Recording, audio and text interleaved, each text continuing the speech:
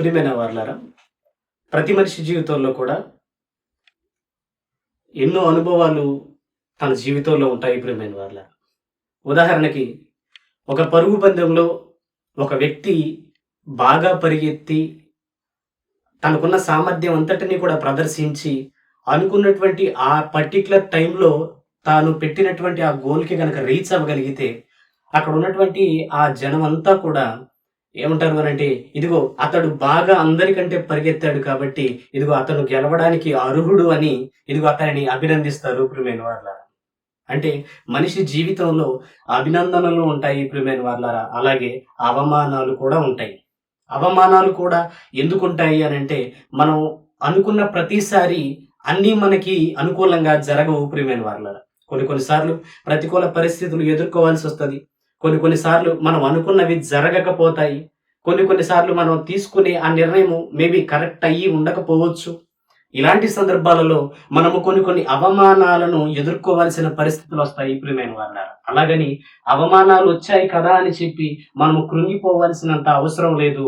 ఇదిగో మనల్ని ఈరోజు బాగా మెచ్చుకుంటున్నారు కదా అని చెప్పి మనం ఉప్పొంగవలసినంత అవసరం కూడా లేదు ప్రియమైన వారలారా.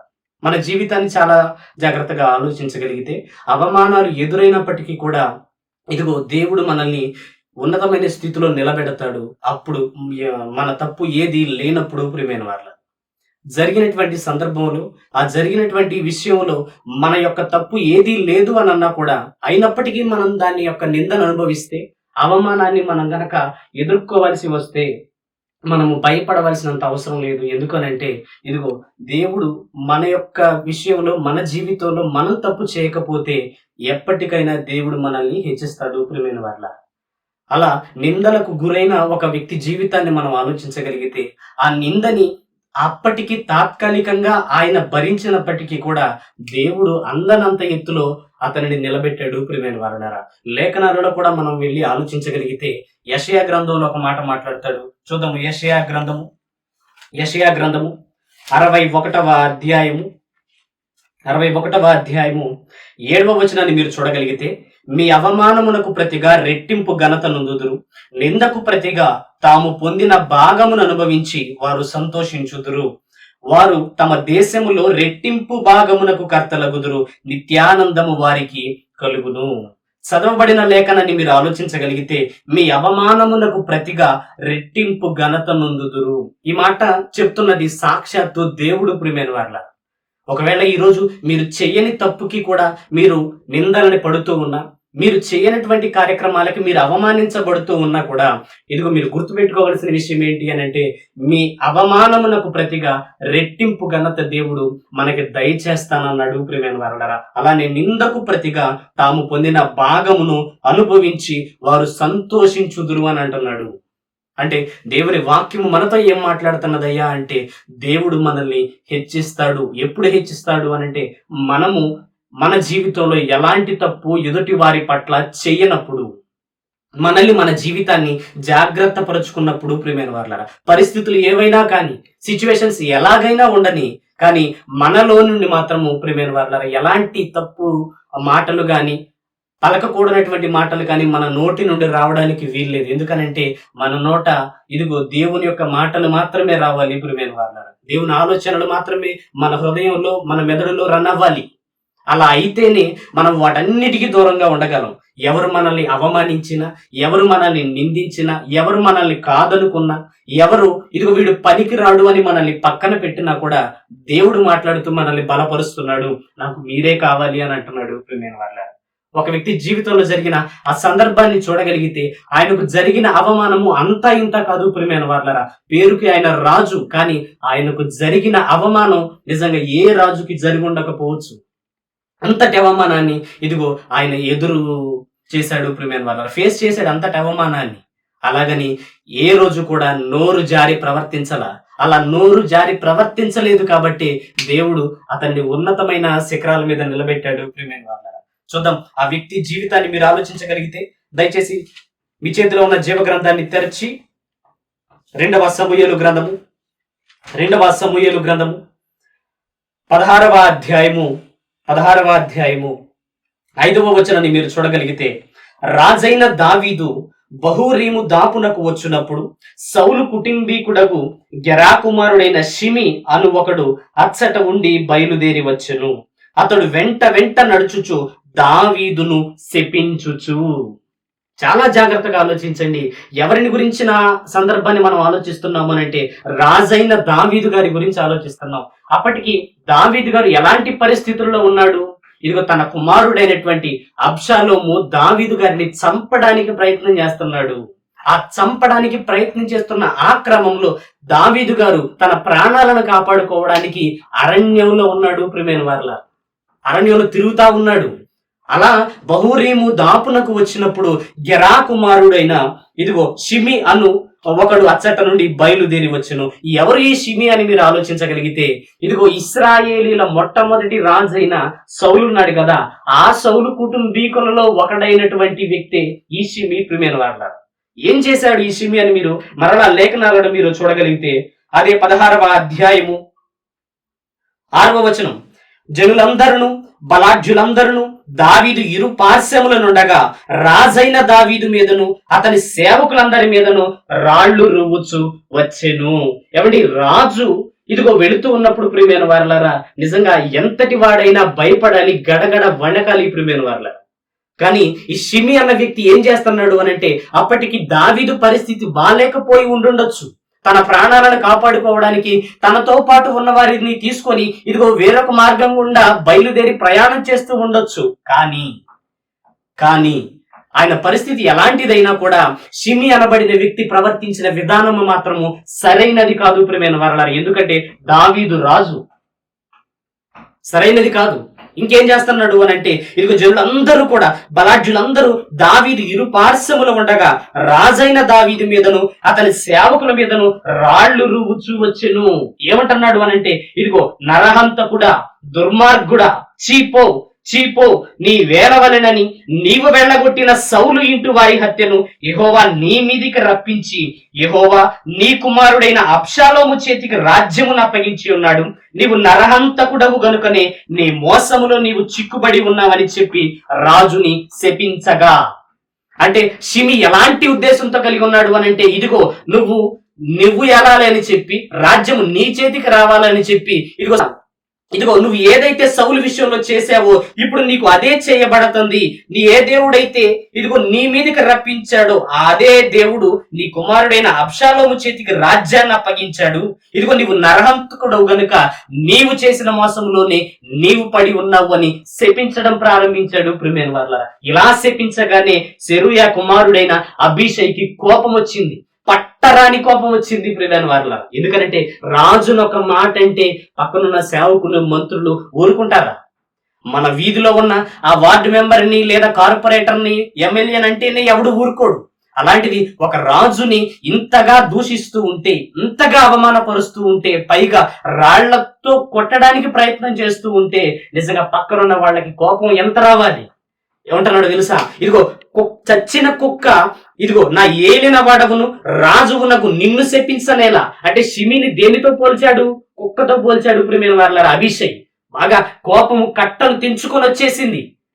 ఎందుకు? ఇదిగో మీరు ఒక్క మాట సెలవివ్వండి అయ్యా, వాడిని నేనేం చేస్తానంటే అసలు వాడి తల ఛేదించి ఇదిగో నీ దగ్గరకు తీసుకొని వస్తాను అని అన్నప్పుడు ఒక్కటే మాట దావీదు గారు మాట్లాడుతున్నాడు. ప్రియమైన వారలారా, ఇదిగో సెరూయా కుమారులారా, మీకును నాకును ఏమి పొందు?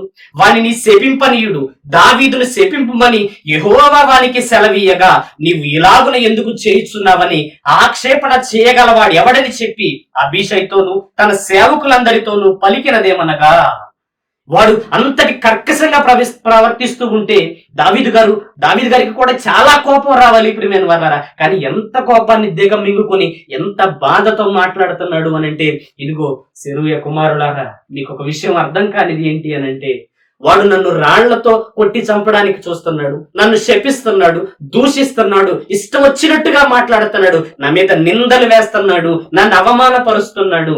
అయినప్పటికీ కూడా ఇదిగో నా కడుపున పుట్టిన నా కొడుకే నన్ను చంపడానికి చూస్తున్నాడయ్యా, ఈ షిమి అంతటి వాడు వదిలేయండి అని మాట్లాడాడు దావీదు గారు.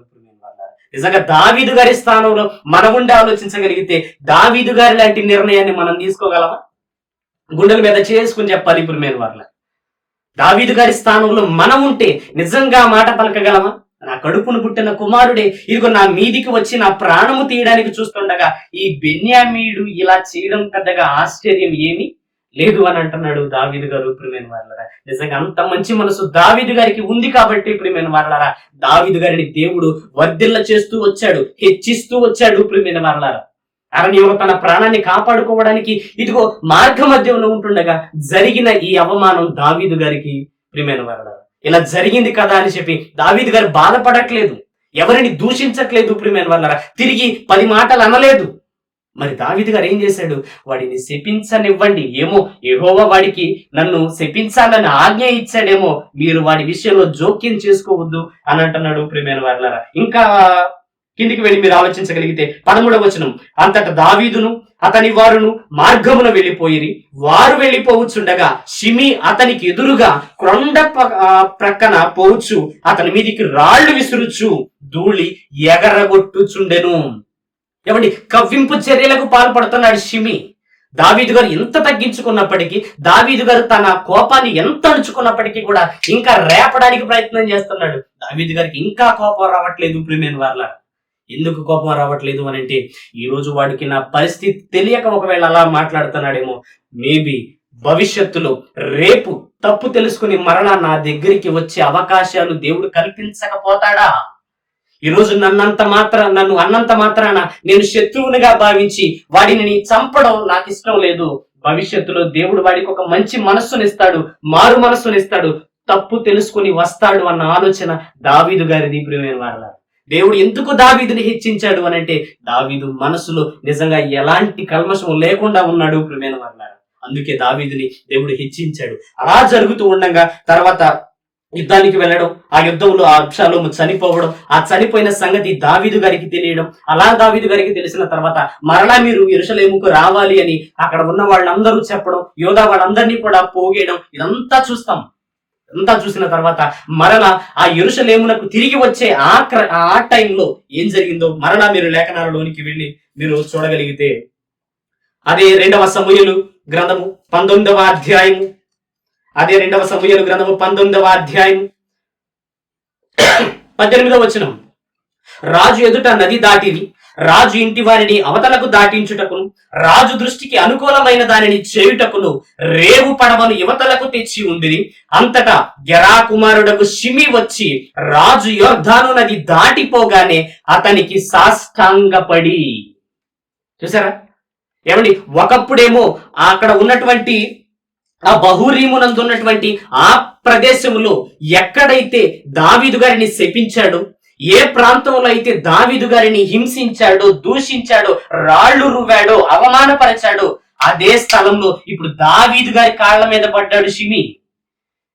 చూసారా? ఎప్పుడు రోజులు ఒకేలాగా ఉండవు ప్రియమైన వారలారా, రోజులు ఎప్పుడు ఒకేలాగా ఉండవు. అయినా మనం అనుకున్నట్టుగానే జీవితం జరిగితే ఇక ఆ జీవితంలో అర్థమేముంది ప్రియమైన వారలారా? అన్ని మనం అనుకున్నట్టుగానే జరుగుతాయా? అలా జరిగితే దానిని జీవితం అని అనరు. కానీ దీనిని దావీదు గారు గ్రహించారు. ఎంతగా గ్రహించారు అని అంటే, భవిష్యత్తు ఆలోచించాడు. మేబీ రేపొద్దున వాడు ఇదిగో తప్పు తెలుసుకుంటాడు, మరలా నా దగ్గరికి వస్తాడేమోనని పల్లెత్తి మాట అనలేదు ప్రియమైన వారలారా.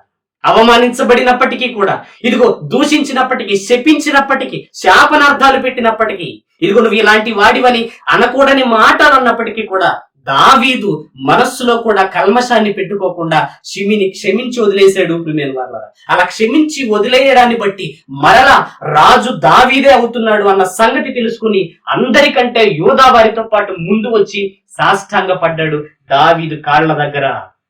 అలా కాళ్ళ దగ్గర పడి ఏమని బ్రతిమలాడుకుంటున్నాడు చూడండి ప్రియమైన వారలారా. అదే 19వ అధ్యాయం 19వ వచనం, నా ఏలిన వాడా. ఇందాకేమన్నాడు ప్రియమైన వారలారా? చూద్దాం ఆ మాట. నరహంతకుడా అన్నాడు ప్రియమైన వారలారా.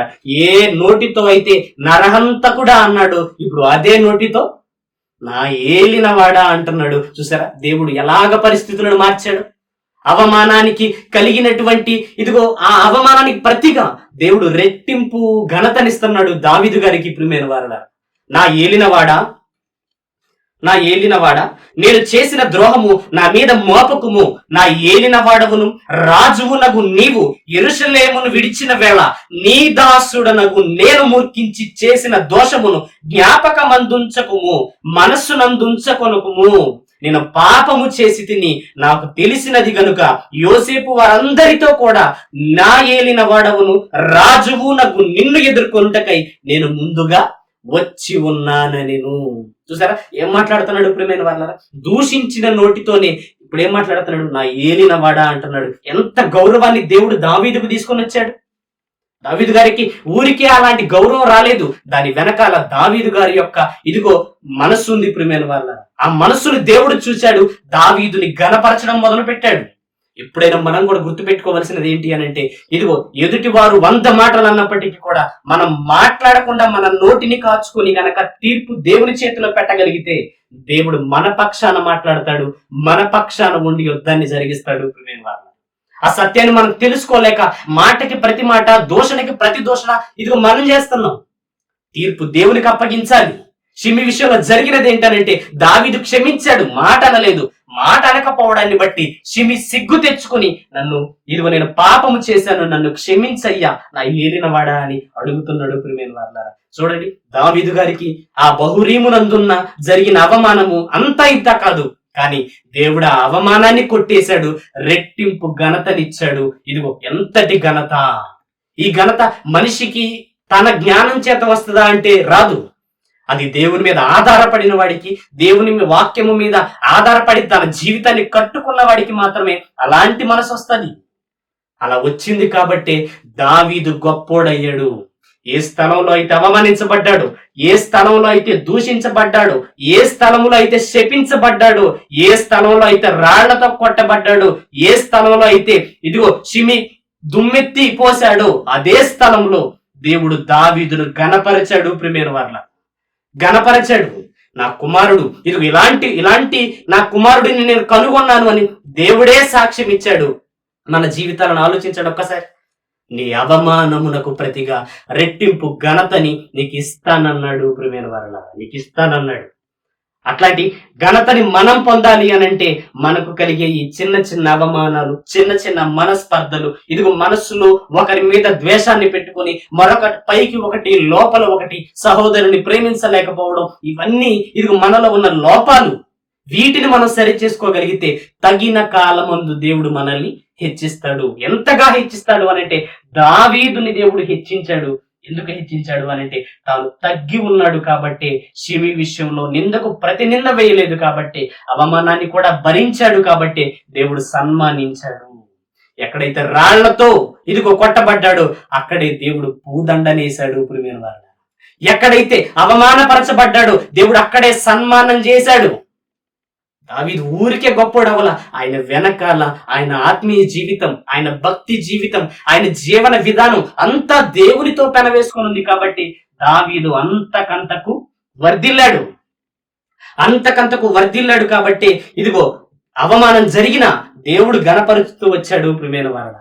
సామెతల గ్రంథంలో కూడా మనం ఒకటి చూడగలిగితే, మనం అనుకుంటాం ఇదిగో మనం అనుకున్నవే జరుగుతాయి, మనం అనుకున్నవే జరిగి తీరతాయి అని మనమే ఇష్టం వచ్చినట్టుగా మాట్లాడుకుంటా ఉంటాం. కానీ ప్రియమైన వాళ్ళరా, ఇదిగో మనం ఒకటి ఆలోచిస్తే దైవం ఒకటి ఆలోచిస్తాడు. ఇదిగో సామెతల గ్రంథము 19వ అధ్యాయం 21వ వచనాన్ని మీరు చూడగలిగితే, నరుని హృదయములో ఆలోచనలు అనేకము పుట్టును, యెహోవా యొక్క తీర్మానమే స్థిరము. ఎవరు మన మీద ఎన్ని ప్రయత్నాలు చేసినా, ఎవరు మనల్ని లేకుండా చేయాలని చేసినా, ఎవరు మన మీద ఎన్ని అబద్ధ సాక్ష్యాలు పలికినా, ఎవరు మనల్ని ఎంతగా దూషించినా, దేవునికంటూ నీ మీద ఒక ప్రణాళిక ఉంటది. దేవునికంటూ నీ మీద ఒక ఆలోచన ఉంటది. ఆ ఆలోచన ప్రకారమే దేవుడు నడిపిస్తాడు. ఆ ఆలోచన ప్రకారమే నువ్వు నడవగలిగితే, ఎవడు ఎన్ని ఆలోచనలైనా చేయని, ఎవడు ఎంత వెనక్కైనా లాగని, ఎవడు ఎంత నిన్ను బాధ పెట్టాలనుకున్నా బాధ పెట్టని, యెహోవా తీర్మానమే స్థిరము. ఆయనకంటూ ఒక ఆలోచన ఉన్నప్పుడు మనం ఎందుకు భయపడాలి? ఆయనకంటూ మన మీద ఒక ప్రణాళిక ఉన్నప్పుడు మనం ఎదుర్కొనే ఈ నిందలు, అవమానాలు ఇవన్నీ అసలు ఎన్న తగినవే కావు. ఈ లోకపు శ్రమలు అసలు ఎన్న తగినవే కావు అని అంటాడు ప్రియమైన వారలారా. అలాంటిది చిన్న చిన్న విషయాలకే మనం తప్పిపోతున్నాం. చిన్న చిన్న విషయాలకే మనం రాజీ పడలేకపోతున్నాం. సహోదరుని ప్రేమించలేకపోతున్నాం. హక్కున చేర్చుకోలేకపోతున్నాం. అందుకే సేవ పరిచర్యలు ఇలా ఉండిపోయాయి. ఒకడు ఎదుగుతున్నాడు అనంటే వాడిని ప్రోత్సహించాలి. ఒకడు ఇదిగో అభివృద్ధి పొందుతున్నాడు అనంటే నువ్వు ఆనందించాలి. అదే కాకుండా వెనక్కి లాగడానికి ప్రయత్నం చేయడం ఏంటి? లేదు ప్రియమైన వారలారా. ఎంతమంది సేవకులు ఇదిగో ఆనాడు వాళ్ళు చేసిన ఆ గొప్ప పరిచర్య ఉంది కాబట్టి ఈరోజు ఈ పరిచర్య మన వరకు వచ్చింది. ఎంతవరకు వచ్చింది అనంటే మోషే యెహోషువని తయారు చేసినట్లు, ఏలీ సమూయేలును తయారు చేసినట్లు, ఇదిగో ఏలియా ఎలీషాని తయారు చేసినట్టు, పౌలు గారు తిమోతిని తయారు చేసినట్టు, చివరగా యేసుక్రీస్తు వారు 12 మంది శిష్యులను తయారు చేసినట్లు నీ సేవలో ఇదిగో నీతో పాటు ఎదిగేవాడిని నువ్వు సరిగ్గా నిలబెట్టావా? నీ సేవలో నువ్వు ఎంతమందిని నిలబెట్టావు? నీ తర్వాత సేవ ఎవరు? దేవుని యొక్క పరిచర్య ఆగకూడదు అనంటే నువ్వు ఎంతటి అవమానాన్ని భరించాలి. ఒకవేళ ఆ అవమానాన్ని దావీదు గారు భరించకుండా ఉండుంటే మరలా యోధా వారందరి మీద రాజయ్యేటోడా? లేదు.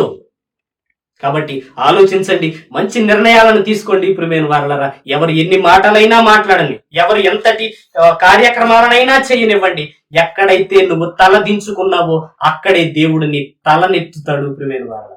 ఎంతమందిలో అయితే నువ్వు అవమానించబడ్డావో అంతమందిలో దేవుడు నిన్ను హెచ్చుగా చేస్తాడు. అదే కీర్తనల గ్రంథము చివరగా 3వ అధ్యాయము 1వ వచనం, యెహోవా నన్ను బాధించువారు ఎంతో విస్తరించి ఉన్నారు, నా మీదికి లేచువారు అనేకులు. దేవుని వలన అతనికి రక్షణ ఏమీయూ దొరకదని నన్ను గూర్చి చెప్పువారు అనేకులు. యెహోవా నీవే నాకు కేడెముగాను, నీవే నాకు అతిశయ ఆస్పదముగాను, నా తల ఎత్తువాడవుగాను ఉన్నావు. దేవుడు మన తలని ఎత్తాలి అనంటే మనం తలని దించుకుని ఈ వాక్యాన్ని చదివి దాని ప్రకారం మన కుటుంబాన్ని కట్టుకుంటే, మన జీవితాన్ని కట్టుకుంటే నీ తలని ఎత్తేవాడు నీ దేవుడు. నీ తలని పైకెత్తి నిన్ను గణపరిచేవాడు ఆయన. అందుకే ఆయన లేఖనాల్లో మనం చదివాం కదా, నన్ను గణపరుచు వారిని నేను గణపరుచుదును, నన్ను తృణీకరించు వారిని నేను తృణీకరిస్తాను.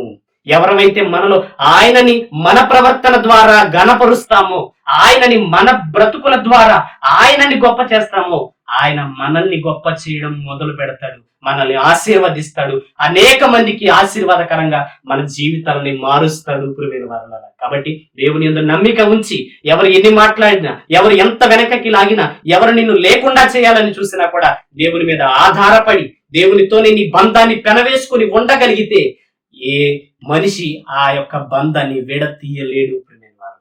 నీ తలను ఎత్తువాడు ఆయనే. దేవుడు మీ అందరినీ దీవించునుగాక.